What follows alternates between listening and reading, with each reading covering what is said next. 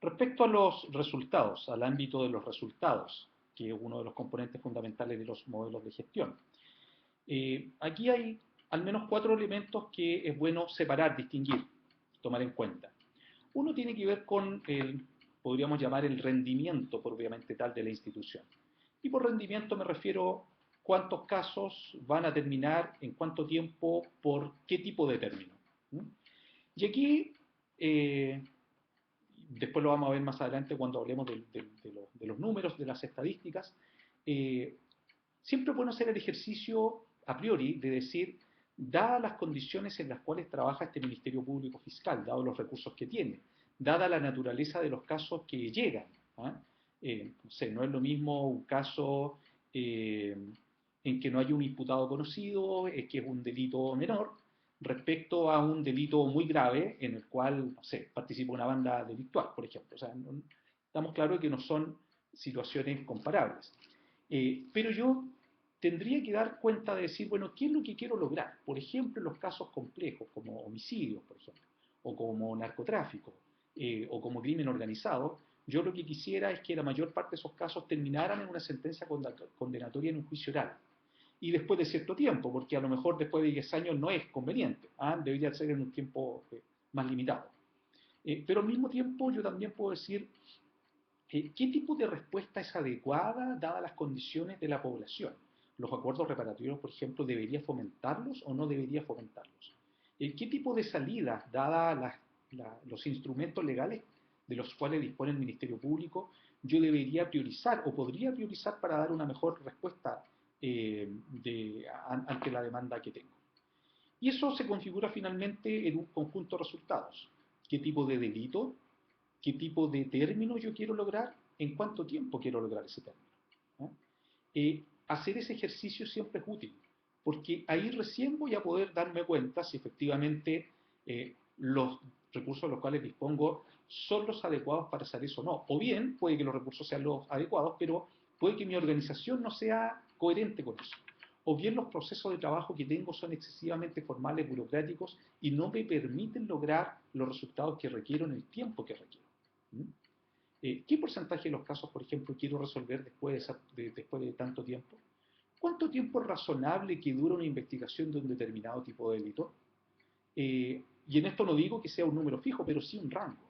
Por ejemplo, en un caso de robo en el cual hay testigos, uno podría decir, ¿es razonable que esto se demore 3 años, por ejemplo? O esto debiera durar más o menos entre 2 o 6 meses.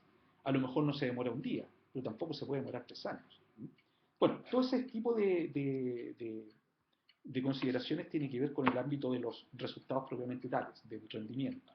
Pero hay también otros ámbitos de resultados que es bueno considerar, sobre todo cuando uno está implementando una institución o cuando está rediseñando una institución. El primero de estos tiene que ver con qué es lo que yo espero lograr con mi gente, con mi personal. Y aquí voy a recurrir a un término futbolístico. ¿Ah? Está de moda entre los técnicos de fútbol hablar de que lo que quieren es la adhesión a una idea, más que cumplir rutinariamente un conjunto de tareas preestablecidas. Entonces, bueno, a mí me parece una buena analogía eso. Es decir, la gente sabe lo que tiene que hacer y lo hace bien porque entiende para qué tiene que hacerlo y cuál es el resultado de eso, y ese cuento, ese relato, le hace sentido y por lo tanto adhiere a él. O sea, adhiere a ciertos valores que la institución suscribe. Y eso es un trabajo no menor, obviamente. O sea, no es lo mismo tener un buen rendimiento con gente que esté comprometida con su trabajo que tener un buen rendimiento con personas que quizás hacen las cosas simplemente porque es, comillas, su deber, pero no porque efectivamente entiendan el sentido último de lo que están haciendo. Bueno, ese es el segundo ámbito. El tercer ámbito tiene que ver con los ciudadanos, a ver, antes de los ciudadanos. Hablemos directamente con los usuarios del Ministerio Público. Y aquí estamos hablando de las víctimas, de testigos, de los familiares de las víctimas, del imputado, de la contraparte. O sea, un Ministerio Público tiene distintos usuarios de distinta naturaleza que requieren ciertas cosas. Entonces uno podría decir, yo a las víctimas le quiero dar protección, por ejemplo. Quiero que colabore con la investigación. ¿Por qué? Porque es una fuente muy importante de información que me va a sustentar mi caso. Pero, ¿qué es lo que tengo para lograr que una persona confíe en lo que estoy haciendo y participe activamente en el proceso penal, obviamente sustentando la tesis del Ministerio Público. ¿Mm? Eh, ¿Qué tipo de Eso es un tipo de caso. ¿Cómo logro que el entorno de la víctima también colabore conmigo? ¿Qué tipo de información o trato debería tener con un imputado o con el abogado o con la defensa de ese imputado? También uno podría decir, yo quiero tener resultados, quiero tener una colaboración, quiero tener un trabajo leal con la defensa. ¿Mm? No estar escondiendo la información, haciendo comillas jugarretas, porque finalmente eso va en perjuicio de todo el sistema en su conjunto. ¿Mm?